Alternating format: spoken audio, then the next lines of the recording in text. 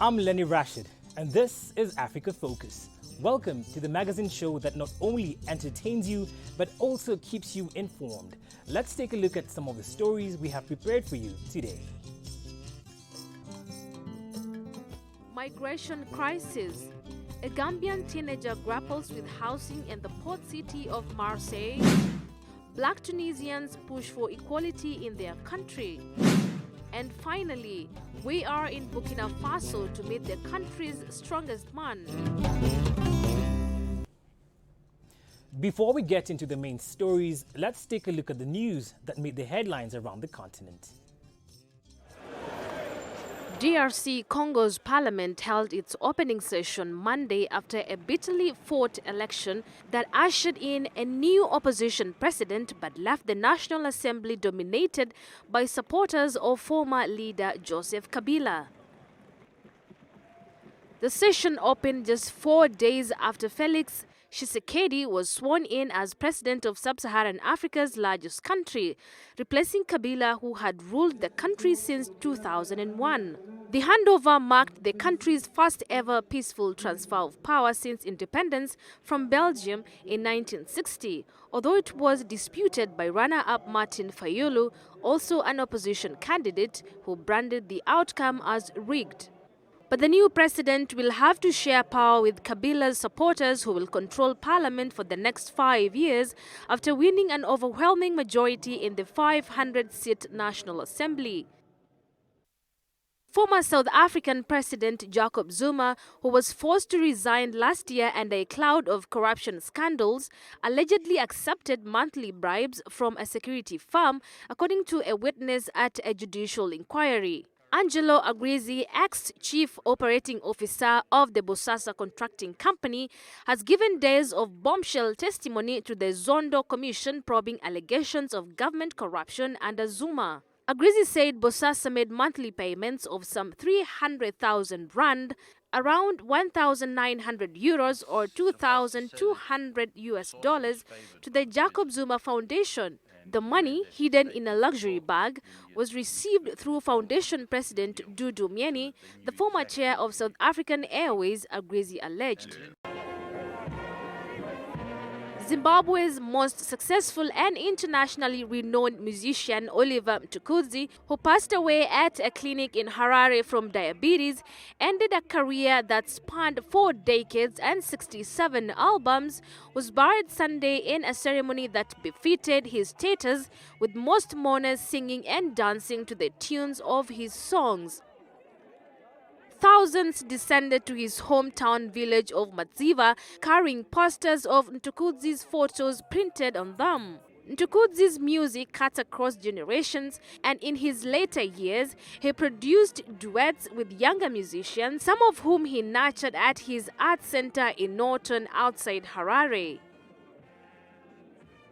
He has produced songs with South African group Black Mambazo, as well as Hugh Masekela, the trumpeter and singer known as the father of South African jazz, who used his music in the fight against apartheid and died on the same day in 2018. Mtukudzi, affectionately known as Tuku, died at the age of 66. Sanu, a Gambian migrant, has been squatting in a building with other homeless migrants in Marseille. The teenager ended up in the port city after fleeing his country. A simple room with bare walls, according to him, is the most beautiful home Sanu has ever known. We want house, chant these migrants in the port city of Marseille. Some 200 are gathered here in front of the Bouches-du-Rhône Regional Authority. A few have kids. Others are kids themselves. We are people like you. We are human beings like you. Please respect our rights. With no fixed address, the group has been squatting in a building belonging to the local diocese for weeks. Among them is Saliou, a 16-year-old orphan from the Gambia. Repeatedly raped in a Libyan prison, he escaped to Briançon, near the Italian border, where he was briefly hospitalized. They tell me now you can go. Now go and find place to find place to live. If you have this, after you can continue your treatment. So that's why I live Briançon. I decided to come here in Marseille. Right now I don't have family in Europe. I don't have no one. I don't know no one in Europe. I'm alone, so I need person to help me. Once the judge certifies they're underage, each regional government must provide unaccompanied minors with temporary housing, as well as social and educational support. But the reality is starkly different. Most end up placed in hotels, exposed to prostitution or drugs. The law isn't being respected. The court decisions regarding temporary placements aren't being respected. They're being put in danger. We're being told, well, we take care of 95% of the cases. Great. First of all, it's 90%, not 95%. And then what? What about the other 10%? Charities are asking for 100 additional places in local shelters. But the organization in charge of the placements say it's doing the best it can with the resources it has. Of course, logic would dictate, and everyone agrees, that adding places also means adding facilities. But it's not that simple. And since it's not so simple, using different types of housing arrangements should, at the very least, enable us to respond to the most urgent needs. Officials say they found a solution for 4 minors living in the squat and have vowed to build 100 additional spots within the year. Congolese opposition officials are living in fear of reprisals in France, with some of them facing beatings and death threats from President Denis Sassou Nguesso's regime. 75-year-old Sassou Nguesso has been president of Congo for the last 22 years. However, his outspoken critics say they will never give up the fight. In the latest chapter of an affair that reads like a spy novel, 2 former French secret agents have been accused of plotting to murder former Congolese General Ferdinand Mabbao. Now living in France, the general who headed the presidential guard of Pascal Lissouba has become an outspoken opponent of Congolese President Denis Sassou Nguesso since his return to power in 1997. France hasn't proved a safe haven. Mabbao still has a bullet lodged in his back from when he was shot leaving home north of Paris in November 2015. No one was charged in connection with the attack, but he believes the regime was behind it. I was lucky, but not everyone has been as lucky as me. We are afraid, and yes, we do feel threatened everywhere, even here in France. Another opponent was beaten up in May 2017 while on his way to a demonstration against President Sassou Nguesso's visit to Paris. Roland Levy-Nitu says he recognised his attacker as a regime supporter and was encouraged by members of the presidential guard who filmed the scene and posted it on the internet. This is the complaint I filed against Mr. Sassou Nguesso's security guard. Roland attracted attention for criticising online the French luxury property portfolio of President Sassou and his entourage, such as this villa in Nice. Explosive revelations for the government in a country where half the population lives below the poverty line. He believes that France hasn't done enough to protect its Congolese community. We cannot accept that Sassou Nguesso brings violence back here to France. It's unacceptable that I get attacked in broad daylight in the middle of Paris. His security guards were arrested, but until now the case hasn't progressed at all. It shows that there's a problem. These unresolved matters are no surprise to Africa specialist Antoine Glazer, who believes Paris wouldn't want to antagonise its historical ally. He probably knows all of France's issues in Africa over a long period of time, particularly the Cold War. He has rendered an enormous amount of service to France. On the economic and oil front, he helped ELF and then Total to gain positions in Angola. Fearing for their safety, members of the Franco-Congolese community are cautious. Raphael Goma, who runs an organisation for critics of the regime, hasn't set foot in Brazzaville since 2005. He accuses French authorities of being complacent towards certain African leaders. The French Foreign Ministry didn't wish to respond.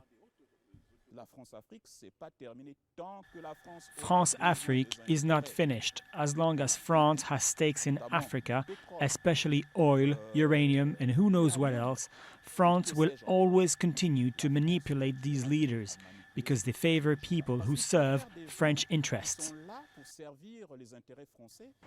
When asked about these allegations, Congolese authorities denied any involvement.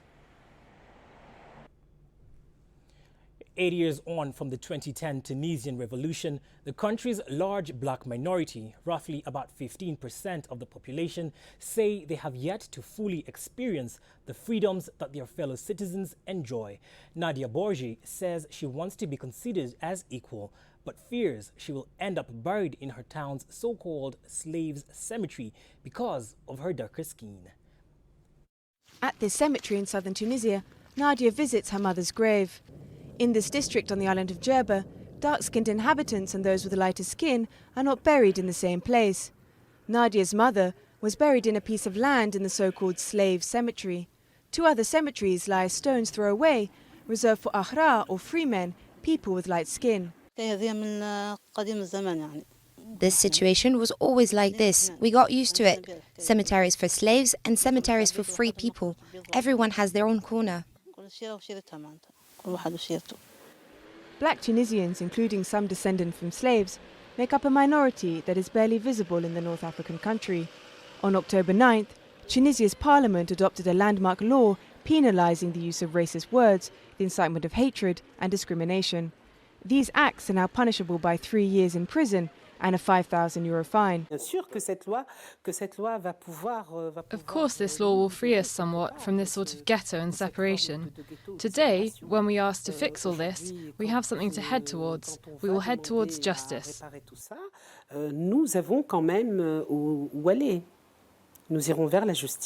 Unlike big cities such as Tunis, in Djerba, the inhabitants bury the dead without requiring permission from the council. This allows for divided burial sites according to social status or even skin colour. Until today, town halls in Djerba use a designation on birth certificates referring to the master who granted freedom to the ancestors of certificate holders. In the neighbouring town of Gospa, many complain about the prevailing racism. They will tell you that there's no discrimination, but it's very present.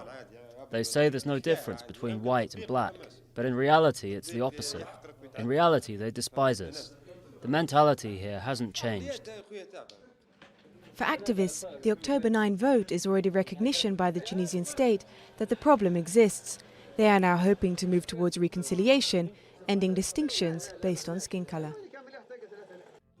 The Baobab tree gains popularity in the Rainbow Nation. Keep it Switch TV. We'll be right back after the break.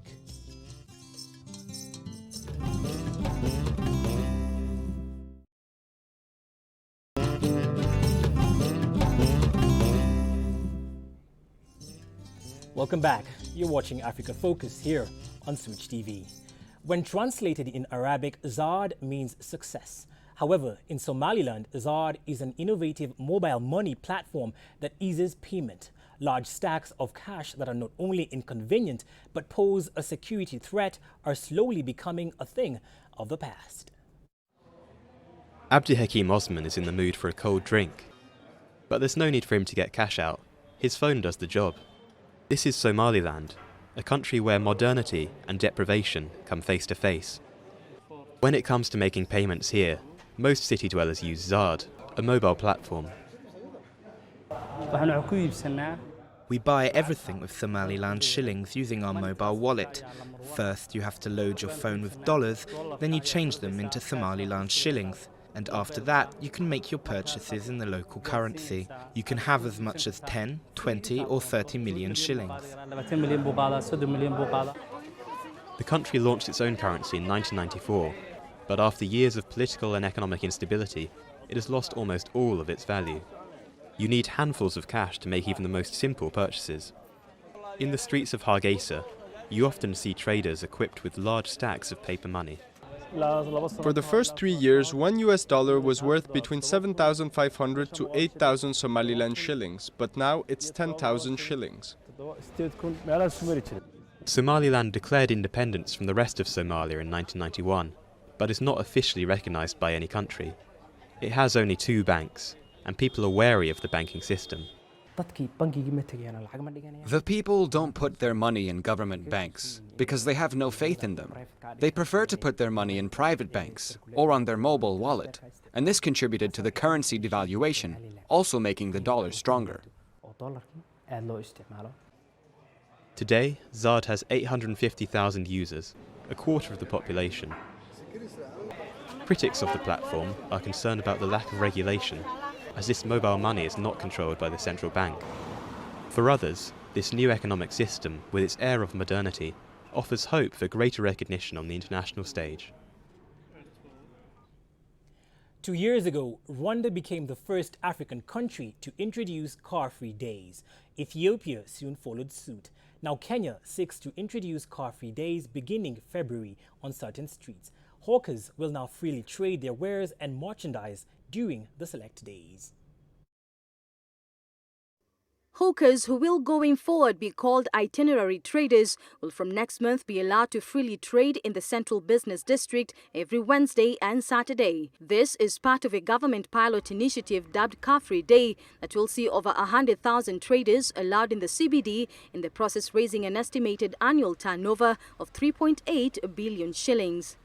So every Wednesday and Saturday, when we lock out the CBD from vehicles and public transport, and only allow pedestrians or people in cycles, not motorcycles, bicycles, then we expect to be generating a business volume for the hawkers of 39.5 million shillings. Moreover, only pedestrians and persons on bicycles will be allowed into the Central Business District on Wednesdays and Saturdays. We've set aside Fridays and Saturdays as days where ultimately the entire CBD will be locked out for private vehicles and public vehicles. And the CBD, by the CBD I mean the area bounded by Uhuru Highway, University Way, Moi Avenue and Haile Selassie. To facilitate the project, the government has gone into partnerships with stakeholders who will help provide initial capital to set up easily assembled stalls, since no trader will trade on the ground. We are anticipating to kick off with an initial target of about slightly over 5,000 stalls, so that traders can come in with their stalls in the morning and assemble the stalls in different ways. You could be selling tomatoes, you could be selling your clothes, you could be selling shoes, so you need to assemble your stall in different days, in different ways, and these are all designed. Service providers, for instance food vendors, will also be allowed to trade in the streets. Part of the complementary activities by the existing business people is also to open up cafeteria services. So you'd expect people like Java to now expand their trading on those days into the streets, so the whole street becomes a social environment. We expect entertainers like Vitimbi, they can also come and make a bit of money. And you see these people who do entertainment over the lunch hour, preacher men, of course, in a controlled manner. It is actually going to turn the CBD into a kind of a family environment. The Car-Free Day pilot initiative is set to aid in decongesting the CBD, even as the Ministry of Transport plans to roll out the Bus Rapid Transport System pilot project in collaboration with the private sector that will see 11 trains and 64 high-capacity buses purchased. Not a single cent has been paid to any of these people here, because we are doing it for the public good. Secondly, about the 64 buses. They say that we are getting those buses, 64, and allocate to these people here. That's not true. And I'm saying categorically it is not true. So these buses will go into the SPV. It's been confirmed to us from the ministry that now other person will run this. It's those who are running the business today. So me is to urge SACCO leadership and company leadership to just prepare, so that we can go into this together. We are in this together. Some of us are in it, and we cannot be displacing ourselves. The first batch of imported buses will act as a pilot and later on open up a chance for local manufacturers to supply them locally if they can. The fruit of the mighty African Baobab tree is gaining popularity around the world thanks to its nutritional properties, and producers in South Africa are working hard to meet demand. The seeds and chalky powder inside the pods have become a global health craze, celebrated for their vitamin-packed properties and now used in everything from flavored soda to ice cream and chocolate to gin and cosmetics. During the winter months, fruit fall from the baobab trees in Anna's garden in South Africa's northern Limpopo province. Once used in traditional medicine, baobab seed powder has now taken off in the West as the latest superfood and her fallen fruit has become a crucial source of income. We started in 2006, and back then I had no idea that the baobab fruit had any value. The money I've made so far has helped a lot because I was very, very poor at the time. In recent years, the baobab fruit has become highly prized by consumers due to its impressive nutritional properties. It has a good amount of antioxidants, natural vitamin C, but it also has a good percentage of protein, amino acids, like tyrosine and tryptophan for the mind, for the mood. And it's also got anti-inflammatory compounds. Across Africa, exports of baobab in its powder form rose from 50 tons in 2013 to 450 tons in 2017. Sarah Fenter has been selling baobab products for 12 years and now buys fruit from close to 1,000 women in the Limpopo area. Our main markets are the UK, Europe, the US, Canada, and the East is growing. Baobab trees can live over 1,000 years and take up to 200 years to bear their first fruit, so they cannot be intensively farmed. It is sustainably harvested. None of the trees are damaged. The fruit are just picked up from underneath the trees. In an effort to conserve the iconic trees, Sarah has launched a nursery program where the harvesters are given baobab seedlings to take care of. 1.2 meters. The aim is for the trees to be protected and bear fruits for many years to come. Sheikh Ahmed Al-Hasan Sanu, known as Iron Bibi, is one of the strongest men in the world. Originally from Burkina Faso, Sanu says he wants to inspire young people in his home country to follow their athletic dreams. At 1.90 meters tall and weighing 180 kilos, Sheikh Ahmed Al-Hasan Sanu, or Iron Bibi, is one of the strongest athletes in the world. He hails from Bobo-Dioulasso in western Burkina Faso. Currently, I am recognized as one of the strongest when it comes to shoulder strength, and it's hard for someone to top me in this challenge. Crowned world champion of the log lift after lifting 213 kilos with his shoulders, Iron Bibi's bulky build has not always been easy to live with, especially as a young boy. Very often kids of his build are violent. They beat up other children. But he, on the contrary, is very kind, very sweet, so children often made fun of him. Today, Iron Bibi is inspiring other young people to pursue their athletic dreams. I love Iron Bibi because he's strong and kind. I would like to follow his example. On his return to Burkina Faso from international competitions, the athlete is given a hero's welcome. Now the strongman wants to use his influence for good in his home country. My main project in Burkina Faso is to create a sports center for all athletes, not just in my field and not just in Bobo-Dioulasso, everywhere in Burkina Faso, and also to develop dietary supplements because there is a lack of protein here. Iron Bibi's next heavy lifting challenge is not one to be taken lightly. He aims to smash the world record for the log lift, a whopping 228-kilo test. On this show, we love hearing from you, so make sure you get interactive with us on our various social media pages. From the entire team here at Africa Focus, thank you for watching. Enjoy the rest of your viewing.